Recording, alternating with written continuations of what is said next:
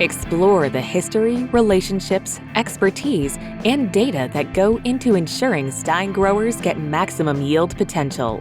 This is the Stine Seedcast. Here's your host, David Thompson. Hello, and welcome to the Stine Seedcast. I'm your host, David Thompson, National Marketing and Sales Director for Stine Seed Company. We've got another great interview lined up with special guests, expert insights, and discussion on everything you need to know about maximizing yield potential. On today's episode, we're going to be visiting with Meaghan Anderson, field agronomist with Iowa State University Extension. We're going to talk about weed control takeaways from the 2021 growing season and what growers should plan for when it comes to weed control in 2022.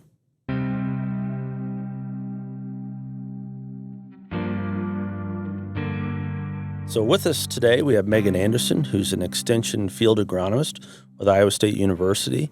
And I'm real excited to have Meaghan here to talk about weed control. It's become, especially in soybeans for sure, a big topic as it relates to traits and technologies and just the weed profile that we have. So excited to have you here. Welcome, Meaghan. Thanks for having me. So before we get started, why don't you tell us a little bit about yourself, your background? Yeah, so I'm an extension field agronomist for Iowa State, and I serve 9 counties in central Iowa. And so there's 11 field agronomists, and we all serve different territories across the state. But I'm kind of a weed nerd, I guess, right? So I get roped into all kinds of stuff like this. But I'm an Iowa State grad. I got my bachelor's and my master's there, and I grew up on a farm in central Iowa. So I've got kind of, I guess, agriculture in my blood. I've been involved in it for a while anyway. Good. So I guess one of the things I want to talk about is kind of talking about the year that was, right, here in 2021. In our neck of the woods, we had really good yields, but sometimes that doesn't always mean success in every aspect of the game, right? A win's a win, right? But at the same time, there are always things to improve upon. So I guess from your perspective, and I know you'll go out on the road and talk to a lot of growers, what do you talk to growers about coming out of this year we've had as it relates to their weed control? Yeah, absolutely. This was, I think I say every year, right, that this was a weird year, but it just feels like, again, this year was really weird because we were so dry to start the growing season out. And really the last couple growing seasons have been like that. So 2021 and 2020, and it just depended a little bit on the timing of when we got rainfall. But it seemed like that really affected our residual control and definitely noticed more weeds throughout the growing season. And so, in the fall of 2021, a lot of the discussion is that sort of self-reflection for farmers, right? Thinking about what the big weed issues were in that growing season, because that's going to be what comes back to kind of haunt you the following growing season. And of course, we had other issues as well, right? Volunteer corn, right? Through that big derecho swath across the state. And there are probably going to be areas next year that see volunteer corn because of other storms and stuff. Or in the 2022 growing season, they'll see that. But really just thinking about those weed management issues, what were the problems that you saw still lasting at the end of the growing season, because those are likely to be the issues that we're dealing with into the future years, right? Because they're going to be the biggest seed inputs into the soil. And primarily, right, throughout much of Iowa, it's Waterhemp. And that's kind of an every year thing, but occasionally there are those sort of one-off issues or strange things that pop up. We see more Velvetleaf. We see more giant ragweed causing us issues, but Waterhemp, of course, is always the star. So is Velvetleaf in particular, is it difficult to control? It's not particularly difficult to control, but I think as people started to look more toward Group 14 products post to control Waterhemp, some of those contact type products, maybe the Velvetleaf was too big. And so we saw this kind of resurgence in Velvetleaf populations in some fields in Iowa, especially in like non-GMO beans or in areas where there's a lot of non-GMO production. We've seen some more of that. So some of those larger seeded weeds are kind of sneaking through. So in those cases, that'd be a contact herbicide where they it relies on getting really good coverage, and that particular plant is pretty evasive at having stuff stick to it. Well, it's just a big plant, right? And it's Yeah. covered in that nice soft hair, right? Yeah. So uptake could be a challenge, and there are products that are super effective. Glyphosate's pretty effective against it. Products like Cadet are very effective against it, but you have to be sort of conscientious in how you use those to get good control. And so it's sort of fell by the wayside. Nobody thought about it because glyphosate was so good about it. But now we start pulling in these other herbicides that maybe weren't as effective against something like Velvetleaf. And then we need to think about Velvetleaf a little bit more because it's what ends up persisting. And you mentioned Waterhemp. Obviously, that's, I think uncategorically probably considered a driver weed for most of the Midwest. How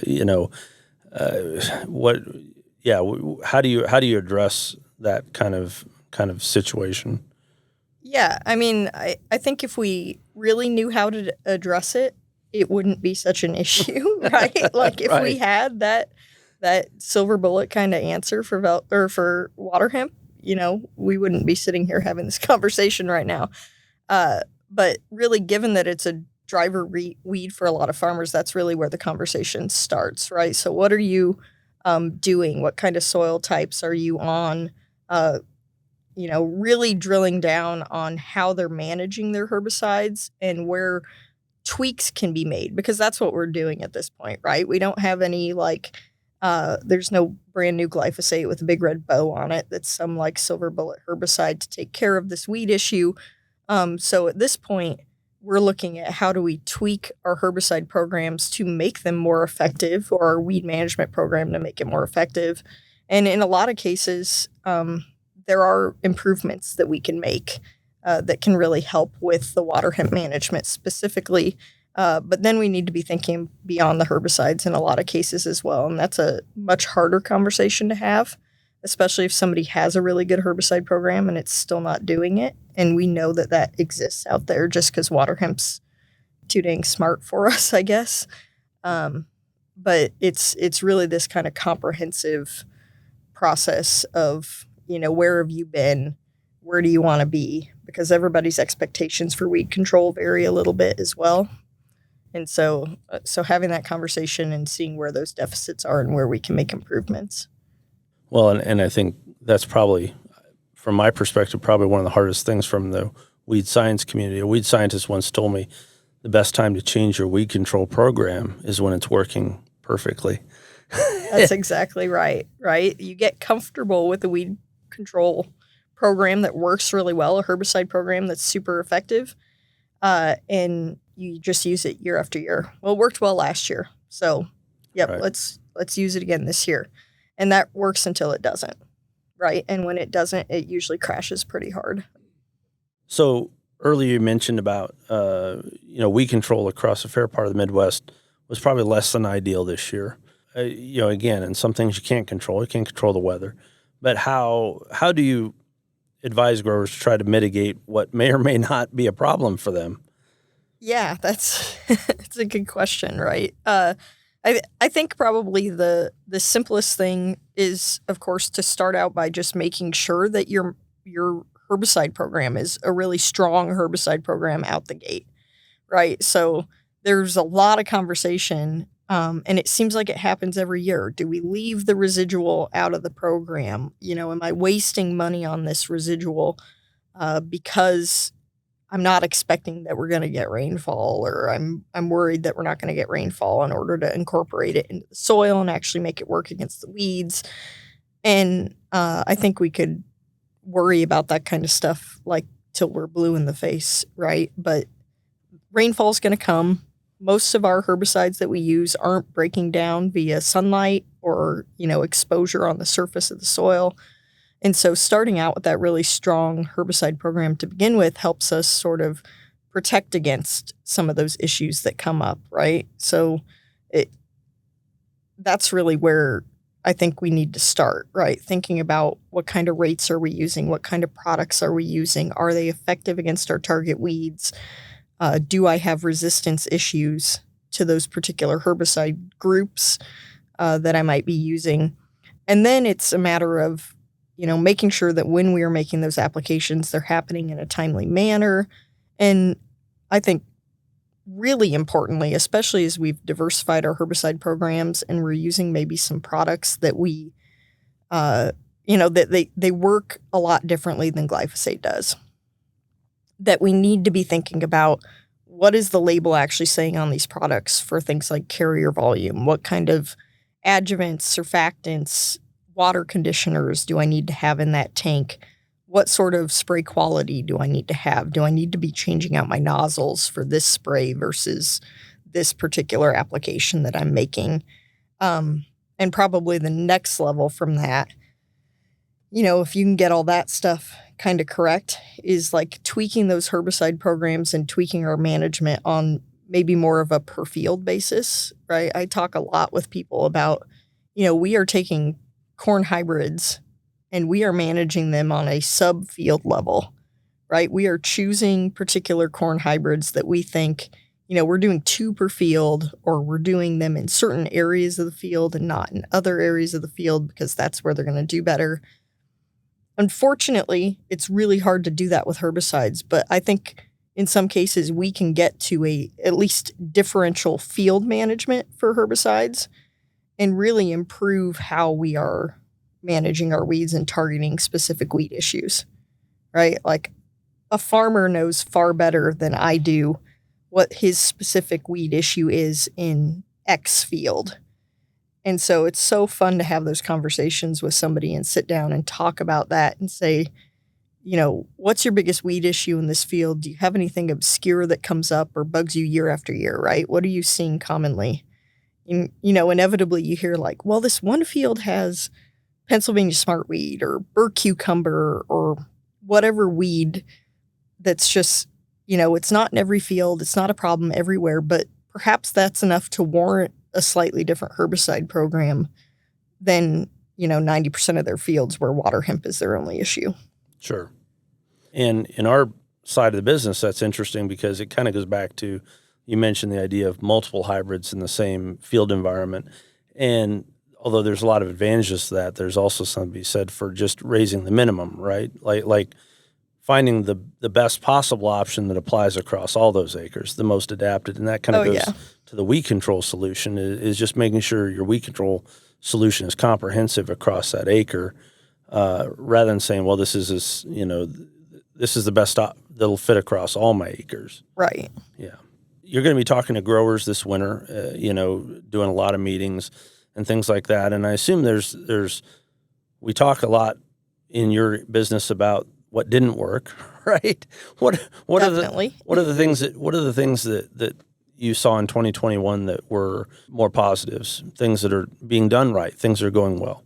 Yeah, absolutely. So I think that there are a lot of positives that happen. I think people have done a lot of really great work to diversify their herbicide programs, make sure that they're coming out with strong residuals early in the season to get some good management on water hemp. I think a lot of those applications are happening closer to planting maybe than they used to, which is going to be really desirable for water hemp management as opposed to being out there like a couple weeks ahead of planting where you're allowing some of that product to break down before, the weeds are ever even going to be up.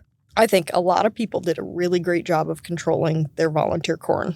There were definitely challenges, right? We know that antagonism is an issue, but I think farmers as a whole did a really good job of managing that as a, quote, weed issue, even though we don't typically consider it much of a weed. It was something that was a little bit different that people don't usually think about. I do think water hemp was a struggle in a lot of fields, but I think people are doing a much better job of being timely with their applications, particularly post-emergence, than maybe we have been in the past, right? You get kind of used to killing the 4-inch water hemp plant that's maybe 12 inches tall, right? And the products take care of it really well. And I think a lot of people have learned that that just doesn't work anymore and that we do need to get those water hemp when they're really small post. Question about, because, water hemp is kind of one of the group of really difficult weeds, right, to take care of. And we were talking in a different conversation about what I call hardening off of weeds. Sometimes the idea that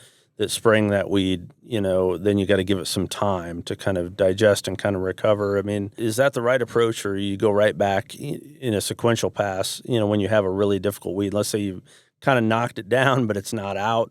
I mean, do you go right back after it, or do you let it kind of, regroup? There has been a lot of success in some of these sequential applications, but they do have a bit of a delay in between them. So typically 10 to 14 days. It's not like an immediate thing. You're hitting them with one and then coming back 3 to 5 days later. You're waiting a little bit longer, allowing that plant to process that herbicide some, and then coming back and hitting it a second time. And there's been, a lot of good research. It's mostly happened either in the south or to the east of us, but looking at sequential applications of like a 2,4-D or Dicamba product and something like Liberty, right? One after the other. Or looking at even a Group 14 and a Liberty type product, like 2 contact herbicides, one after another. And they are more successful, right? It's another pass. It's not something maybe I would want to plan on having to do every year, right? Right. But it is an opportunity. We sell Enlist E3 soybeans. That's been a product that's been increasing, I guess, in acreage over the last year. I mean, as you talk to growers, what are you seeing with that solution? I think most people are really happy with their plant growth regulator options like the Enlist. They've had a lot of success with it, regardless of whether they're choosing to use the 2,4-D or the Liberty, right? They're both very effective options against the weed spectrum that we have, especially the Waterhemp. Right? So far, at least in Iowa, fingers crossed, right, we haven't identified populations of waterhemp that are resistant to either of those herbicides. And so they are still effective options post. We, of course, need to guard them carefully. We want to make sure we're using them appropriately and in a timely manner. Probably the only time I've really seen struggles with it is when we let those weeds get too big, right? And then we do a really good job of maybe twisting up the weeds or burning off some of the leaves. But water hemp has too many growing points once it gets above that 4-inch size or so, that it's just too easy for it to come back, unfortunately. Okay. Well, and you mentioned resistant water hemp. So just recently, article about Dicamba resistant water hemp confirmed in Illinois. Yes. Being we're in Iowa here, so do you guys? I mean, how do you guys work with that? How do you address that, or how concerned are you? Is it one of those cases? Well, it's probably here, and we just haven't tested one yet. Oh yeah. I think it's definitely here, and so, that's not. It's not dire, right? At this point, right? We still do have some options, but it's getting to this point where we're quickly checking off all these options or crossing them off and saying, yep, that's not going to work in this field anymore. And so in those areas where we are using these products heavily, especially, we need to be managing them appropriately by doing things like trying to avoid maybe plant growth regulator use in the corn year if we can, or in the rotation with soybeans if we're using it heavily in the soybean year, making sure that we're keeping up with the rates, making sure that maybe we're not using it every year, right? So we do have other alternative herbicide options. Maybe you're using 2,4-D one time when you're in soybeans and you're coming back with Liberty the next time, right? If those are both effective options for you, that's a really effective way to sort of stave off the resistance, right? Because every time you can kind of avoid using it, you're maybe pushing it off a little bit longer. Doesn't mean it's not going to happen, right? But you're trying to beat the clock at this point. Yep. And I guess for better or worse, I think there's the thought that there's more options in corn, right? From a weed control perspective, at least historically has been. Is that kind of the case? Yeah, I mean there historically has been, but if you spend too much time looking at corn herbicide programs that people are using currently, it's pretty darn discouraging, right? I mean, there's not a lot of options from that perspective, because you think of what do people rely heavily on in corn? Well, historically it's been products like atrazine, a group 5 herbicide, some of the group 15 products, maybe acetochlor, metolachlor. and glyphosate, group 9. So you pretty much had those 3 herbicide groups. Maybe some people were using dicamba in corn or 2,4-D, a group 4 product. But most people, if glyphosate's not working as well as it used to, the natural thing is to sort of move toward these HPPD inhibitors or the group 27 herbicides. And unfortunately, some people are seeing reduced control with those. We know there's quite a bit of resistance in Waterhemp on the landscape to those products. Well, what's the next option that people go to? Well, unfortunately, then it's a plant growth regulator. And so if we're using a group 4 product like 2,4-D or dicamba in the corn year, and then now we're relying heavily on those in the soybean year too, and our only really other option is kind of Liberty in either growing season, at least post, it doesn't really feel like we have very many more options in corn, unfortunately, than we do in beans. So really it's not. And then it's a product of mixing and matching, because you have to say, well, we really can't do the same thing in soybeans that we're doing in corn necessarily. Right. I mean, ideally, we would be able to do this rotation of herbicides in addition to making sure that our program each year is really strong. But there's so much overlap in the herbicides that we use, or at least in the herbicide groups or the sites of action that we use, that it's really hard to actually effectively do any rotation in some cases. And unfortunately, that's a product of just no new sites of action coming down the road. Yeah. Since about, like the 1980s, I think, was the last time we had a new herbicide site of action for use in corn or soybean. Yeah, and was that HPPDs? Yep. Yeah. Group 27 products were that's the newest and hottest thing, courtesy of the mid-1980s. So, well, retro's cool sometimes, but yeah, I mean, I think the 80s were cool for as much as I was present in them, the whole 2 months or so. Yeah, so I think that's where the landscape gets difficult. So, as I told you, I feel like I have to ask about dicamba volatility. I don't think you told me that, but I'm listening. Okay. So, I guess, again, whatever you want to do. I mean, I think it's. I want to hear how you talk to growers about dicamba volatility and whether it's an issue, whether it's not an issue. And again, I'm not looking to put you on on the spot here. I just, here's where we're coming from it from the standpoint of, hey, we trust genetics, they're good genetics. We have concerns about the way the chemistry is working, but I don't want that to come across that way necessarily in this. But it's a topic that I think's been talked about. Yeah, I mean, I think dicamba volatility is sort of like the elephant in the room that like nobody wants to talk about, right? I mean, it's just a fact of the chemistry, right? And it's something that we've always known has been there, right? Ever since dicamba was first really well researched, we knew that dicamba was a plant growth regulator that could get up and move, and honestly, the same was the case for 2,4-D, right? We knew that there was a volatility issue with 2,4-D as well.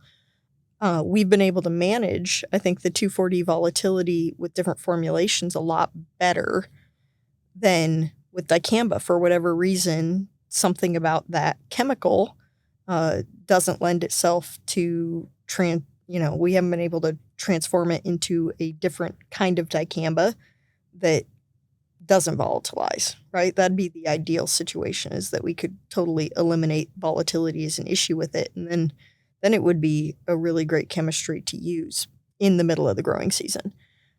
But the way that it's used right now is a challenge, right? It's a challenge, not necessarily because of it's not that the chemistry doesn't work. It's just that it works, right? And the time of year that we're using it also happens to have, high wind speeds, low wind speeds, prone to temperature inversions, and it's hot. And all of those are bad for chemical movement, especially with volatile chemicals. And unfortunately, the issue hasn't been solved yet. Yeah, and kind of as you alluded to there. I mean, someone I talked to who has a background in chemistry and that experience had said one of the native things about that chemistry or that family of chemistry is it moves. I mean, part of how it works is that volatility is sort of a necessary function. The question is how much, right? And can you control that? And to your point, I don't know as we've gotten real good at that yet on the Dicamba side. Yeah, I mean, I think that, I don't want to speak for any of my colleagues, right? But the majority of fields that I've visited where there have been issues or cases that I've looked into, pictures I've received, it's very minor injury on soybeans, right? Neighboring soybeans where we have no idea where the Dicamba could have come from, but we aren't picking up really obvious drift patterns in most cases. I think I could count on one or two hands how many fields I've looked at where there's a really clear drift pattern. And I think that's probably the big issue that brings into concern that volatility, right, where we have an even distribution of injury across 40 acres, 80 acres, hundreds of acres in some cases. And unfortunately, if you can't tell where something came from, it's really hard to nail down why the issue actually occurred or really even where it originated from. Well, and if you would, I'd like you to elaborate a little bit on that point of what I think you were talking about, kind of delineating between physical drift and volatility. Yeah. Because one of the things we heard this summer from a lot of folks is, well, it can't be volatility damage because the whole 40 acres is that way uniformly. So it's clearly bad genetics or it's a bad lot of seed or, for us as a seed company, people say, well, that's a problem on the seed. And so I guess if you would go back and kind of tell more about that. Yeah. So, I mean, there's several ways that Dicamba moves, right? Or that, many herbicides can move. The first of which is physical drift, right? Where that happens at the time of spray typically and, has to do oftentimes with excessive wind speeds. And so what you see more damage closer to the originating point of the chemical application. That's pretty easy, right? People are fairly tolerant of that because they can tell where it came from, right? Like if I go to my field edge and it's worse damage here and I talk to the neighbor, right, who sprayed that particular chemistry, we have a conversation, figure out how to settle that. The issue comes in with these other ways that products can move, like temperature inversions. So that's where you apply a product, small droplets maybe hang in the air after that application, and then we get very low wind speeds, and that can move basically like a cloud wherever the very low wind speeds happen to be going. And we can get really even distribution of injury from that. And so with Dicamba being prone to both volatility and being applied at a time where temperature inversions are pretty common, unfortunately, those tiny little droplets, they can either hang in the air from the application or we can actually get volatility of these little droplets into a temperature inversion. And then those move as a cloud. And I think it's really hard to distinguish volatility by itself from volatility into a temperature inversion, and then it moves with this, very low wind speed sort of cloud. So you think of like dust hanging in the air on a summer night, right? Like vehicle goes down the gravel road and you just get this like cloud of dust that just kind of hangs over the gravel road and moves very slowly through an area. And so those are the situations where we get that more even coverage of injury. And unfortunately, soybeans, it's a sensitivity issue. Soybeans are so incredibly sensitive to Dicamba that we just end up with maybe hundreds of acres that are evenly damaged from end to end. And so I've never heard so many excuses for other potential issues that could cause plant growth regulator injury as I have this summer. But the fact is there's no documented evidence that any of these genetic things are factual or, whatever other rumors are out there, right? And it's funny how new ones pop up every year, it seems like, and it gets a little bit more dramatic every year. Of course, strains me and my colleagues a little bit more, but it's just a fact that soybeans are super sensitive and the product we know can move. And that kind of jives with what we learned because so we were getting a lot of inquiries from customers and dealers for a lot of these various reasons or different excuses and things that were coming up. And so we adopted a policy, we're just going to test it. We said the one way to know is send in a sample and test it. And so at last count, we had about 425 samples that we collected from across the Midwest, and they ran about 79% positive for presence of dicamba. Now, that doesn't say that it was economically, impactful, but that wasn't the question we wanted to answer. The question we needed to answer is, can we define? Is it, are we seeing dicamba or are we not? And almost 80% of the time, that's what we were seeing. So. Yeah, and unfortunately, dicamba is a product that breaks down relatively quickly in plant tissue. So oftentimes, because of that delay between when injury actually, when the application actually happens or the drift happens or volatility and the point at which you can identify the symptoms, we're looking at maybe a 2 to 3 week delay, depending on the weather and depending on how the soybeans are growing. And sometimes that product can break down in a plant within a couple weeks. And so if we don't catch it for 3 weeks or a month, even if we send those samples into tests, we may not be able to find dicamba, even if it was there. And so I'm impressed that you were actually able to find it on 80% of the samples. Well, and especially because some of the samples, the lab got really backlogged. So we had some samples that took 8 weeks to process. And I am convinced, we haven't looked at the data, but I think we'll find that we had a lot more not detecteds in the last couple of weeks than we had in all of the first 2 months. But like I said, we're going to have to look at that data. But again, our goal was just to say, let's not wonder about what it is. Let's just find out, and then we know. And so that's kind of what we undertook that effort to do. I guess we talked about your plans. So as we head into 2022, you're just going to focus on talking to growers about what we did in 21 and how to do it better in 22. What's your take-home message for them?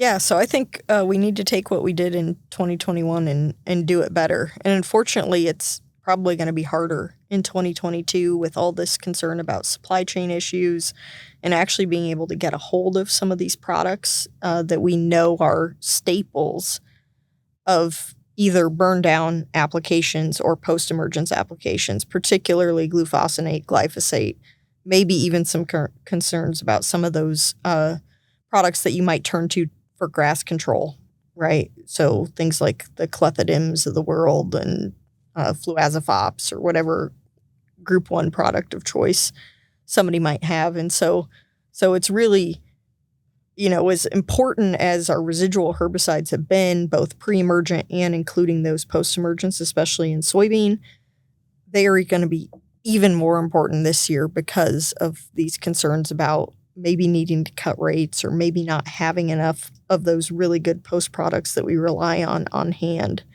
And so I think more than ever, people need to be looking at that.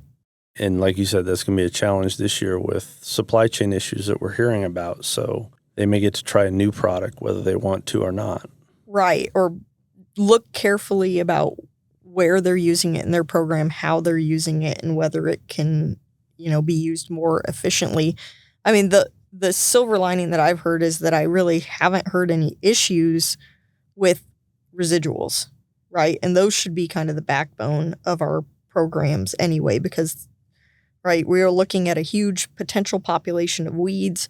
If we can eliminate a percentage of those or a larger percentage of those before they ever leave the soil, that takes that much more pressure off what we're doing post and makes those programs, or gives them the ability anyway, to be that much more effective, right? So if you've got a population that is changing into some resistant population and 10% of the plants are going to be resistant to what you apply post, it would be really nice to take a chunk of those out with a residual herbicide so that your post doesn't even have to deal with those. And so we just need to look at every opportunity to chip away at those weeds so that when we do come back with the post, as long as we've got the products that we can use and we can use them effectively in a timely manner, that we actually do get good control still. Yeah, and the best time to kill a weed is before it becomes a weed. Yeah, before it gets out of the soil. That's a good time to kill it. Well, thank you, Meaghan Anderson, Extension Field Specialist with Iowa State University. Been a real great conversation. I think you've given us a lot to think about, and glad to have you on the show. Yeah, thanks for having me. That's our time for today. I want to thank all of our guests and listeners for joining us on another episode of the Stine Seedcast. We'll be back again soon with more expert interviews and insights about all things Stine. To never miss an episode, subscribe to the Stine Seedcast wherever podcasts are found. To learn more about Stine and its elite corn and soybean genetics, visit stineseed.com. Subscribe to the Stine Seedcast wherever podcasts are found. Stine has yield.